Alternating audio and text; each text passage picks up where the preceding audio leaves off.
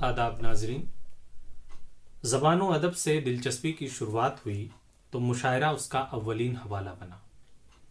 गरचे रफ्ता रफ्ता ये शऊर भी पैदा हुआ कि हर मुशायरे का ताल्लुक ज़बान व अदब से कायम करना कम फहमी है, लेकिन उस वक्त मुशायरे की दुनिया से ताल्लुक़ रखने वाले दो नाम ऐसे थे जिनके अशार ज़बान ज़द थे और बाज़ संजीदा महफिलों में भी अपने ज़िक्र का जवाज़ पैदा कर लेते थे। इनमें से पहला नाम राहत इंदौरी का था और दूसरा नाम मुनव्वर राना का। आज हमारे दरमियान ये दोनों शायर मौजूद नहीं हैं। वबा के अय्याम में राहत इंदौरी ने इस जहान फ़ानी को अलविदा कहा और कल शब मुनव्वर राना साहब भी मालिक हकीकी से जा मिले। राहत इंदौरी के साथ मुशायरों में अशार पढ़ने का वो मुनफरिद अंदाज भी रुखसत हो गया और मुनव्वर राना साहब की रहलत माँ के ताल्लुक़ से हसीन शेरी इजहार के पैकर भी अपने साथ ले गई। अलबत्ता हमारे पास उनका फ़िक्री सरमाया कुछ इस अंदाज में महफूज है जिसमें वो माँ के ताल्लुक़ से अपने खूबसूरत जज्बात का इजहार करते हुए कहते हैं, चलती फिरती हुई आँखों से अज़ां देखी है, चलती फिरती हुई आँखों से अज़ां देखी है, मैंने जन्नत तो नहीं देखी है, माँ देखी है। अभी जिंदा है मेरी माँ, मुझे कुछ भी नहीं होगा, अभी जिंदा है मेरी माँ, मुझे कुछ भी नहीं होगा, मैं घर से जब निकलता हूँ दुआ भी साथ चलती है। इस तरह मेरे गुनाहों को वो धो देती है, माँ बहुत गुस्से में होती है तो रो देती है। जब भी कश्ती मेरी सैलाब में आ जाती है, माँ दुआ करती हुई ख्वाब में आ जाती है। तेरे दामन पर सितारे हैं तो होंगे ऐ फलक, मुझको मेरी माँ की मैली ओढ़नी अच्छी लगी। या फिर ये शेर, यह ऐसा कर्ज है जो मैं अदा कर ही नहीं सकता, मैं जब तक घर न लौटूं मेरी माँ सजदे में रहती है। मैंने कल शब चाहतों की सब किताबें फाड़ दी, मैंने कल शब चाहतों की सब किताबें फाड़ दी, सिर्फ कागज पर लिखा एक लफ्ज़ माँ रहने दिया। मुनव्वर राना साहब की शोहरत माँ के ताल्लुक़ से उनकी शायरी के हवाले से जग जाहिर है, लेकिन ऐसा नहीं है कि मुनव्वर राना की शायरी का सिर्फ यही एक पहलू है। अगर हम संजीदगी से उनकी शायरी का मुताला करते हैं या फिर जो अशार ज़बान ज़द हैं उन्हीं पर गौर करते हैं तो हमें उनकी शायरी के कई पहलू मिल जाएंगे। मसलन हिंदुस्तान को या यहाँ की मकामियत को उन्होंने जिस तरीके से महसूस किया है और ख़ूबसूरती से अशार में ढाला है, उसके नमूने मुलाहिज़ा फरमाएं। किसी के ज़ख्म पर चाहत से पट्टी कौन बांधेगा, किसी के ज़ख्म पर चाहत से पट्टी कौन बांधेगा, अगर बहनें नहीं होंगी तो राखी कौन बांधेगा। या ये शेर, लिपट जाता हूँ माँ से और मौसी मुस्कुराती है, मैं उर्दू में गज़ल कहता हूँ हिंदी मुस्कुराती है। तुम्हारे शहर में मैयत को सब कांधा नहीं देते, तुम्हारे शहर में मैयत को सब कांधा नहीं देते, हमारे गांव में छप्पर भी सब मिलकर उठाते हैं। इसी तरीके से मुनव्वर राना ने गरीबों और मज़दूरों की आवाज़ भी अपने अशार के ज़रिए उठाई है। वो कहते हैं, सो जाते हैं फुटपाथ पे अखबार बिछाकर, मज़दूर कभी नींद की गोली नहीं खाते। फरिश्ते आकर उनके जिस्म पर खुशबू लगाते हैं, फरिश्ते आकर उनके जिस्म पर खुशबू लगाते हैं, वो बच्चे रेल के डिब्बों में जो झाड़ू लगाते हैं। बोझ उठाना शौक़ कहाँ है, मजबूरी का सौदा है, बोझ उठाना शौक़ कहाँ है, मजबूरी का सौदा है, रहते रहते स्टेशन पर लोग कुली हो जाते हैं। भटकती है हवस दिन रात सोने की दुकानों में, गरीबी कान छिदवाती है तिनका डाल देती है। मुनव्वर राना साहब ने अपने दौर की हुकूमत पर भी बहुत ही गहरी नज़र रखी और उनके बाज़ अशार ऐसे हैं जो आँखों से आँखें मिलाने का पता देते हैं। वो एहतजाज, बेबाकी, समाजी व सियासी पहलू उनकी शायरी में जो मौजूद है उसका भी एक अक्स मुलाहिज़ा करें। एक आंसू भी हुकूमत के लिए ख़तरा है, एक आंसू भी हुकूमत के लिए ख़तरा है, तुमने देखा नहीं आँखों का समंदर होना। या इसी तरह ये शेर, अदालतों ही से इंसाफ सुरखरू है मगर, अदालतों ही से इंसाफ सुरखरू है मगर, عدالتوں ہی میں انصاف ہار جاتا ہے۔ منور رانا نے ایک فرد کی حیثیت سے، ایک ذمہ دار فرد کی حیثیت سے اپنی ذمہ داریوں کو بھی محسوس کیا ہے۔ وہ کہتے ہیں، دولت سے محبت تو نہیں تھی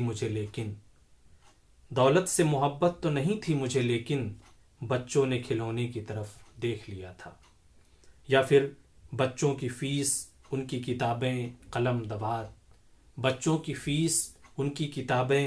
دوات میری غریب آنکھوں میں اسکول چبھ گیا۔ یا یہ شعر، اے خاک وطن تجھ سے میں شرمندہ بہت ہوں، مہنگائی کے موسم میں یہ تیوہار پڑا ہے۔ منور رانا نے اس کائنات کو اور زندگی کو سمجھنے کی بھی کوششیں کی، اور ان کے بعض اشعار اس حوالے سے بہت ہی معروف ہیں۔ مثلا ان کا یہ شعر، مٹی کا بدن کر دیا مٹی کے حوالے، مٹی کو کہیں تاج محل میں نہیں رکھا، پھر کربلا کے بعد دکھائی نہیں دیا، ایسا کوئی بھی شخص کی پیاسا کہیں جسے۔ یا اسی طرح یہ شعر، پھینکی نہ منور نے بزرگوں کی نشانی، دستار پرانی ہے مگر باندھے ہوئے ہے۔ تہذیب سے محبت، اپنی مقام سے محبت، ہندوستان سے محبت منور رانا کی شاعری کا ایک وہ امتیاز ہے جو ماں کے تعلق سے ان کی شاعری کے امتیاز کے ساتھ ساتھ چلتا ہے۔ لیکن اسی کے ساتھ ہمیں یہ بھی معلوم ہونا چاہیے کہ منور رانا نے اپنی غزلوں میں روایتی موضوعات کو یکسر نظر انداز نہیں کیا ہے، بلکہ ان کی بعض غزلوں میں روایتی مضامین بڑی روانی کے ساتھ بیان ہوئے ہیں۔ مثال کے طور پر کچھ اشعار یہاں پر میں پیش کر رہا ہوں۔ اب جدائی کے سفر کو میرے آسان کرو، تم مجھے خواب میں آ کر نہ پریشان کرو، تمہاری آنکھوں کی توہین ہے ذرا سوچو۔ محبوب کے تعلق سے، محبوب کی آنکھوں کے تعلق سے یہ شعر کہ تمہاری آنکھوں کی توہین ہے ذرا سوچو، تمہارا چاہنے والا شراب پیتا ہے۔ کچھ بکھری ہوئی یادوں کے قصے بھی بہت تھے، کچھ اس نے بھی بالوں کو کھلا چھوڑ دیا تھا۔ تمہارا نام آیا اور ہم تکنے لگے رستہ، تمہاری یاد آئی اور کھڑکی کھول دی ہم نے۔ تمام جسم کو آنکھیں بنا کے راہ تکو، تمام کھیل محبت میں انتظار کا ہے۔ یا یہ شعر، یہ سوچ کر کہ تیرا انتظار لازم ہے، تمام عمر گھڑی کی طرف نہیں دیکھا۔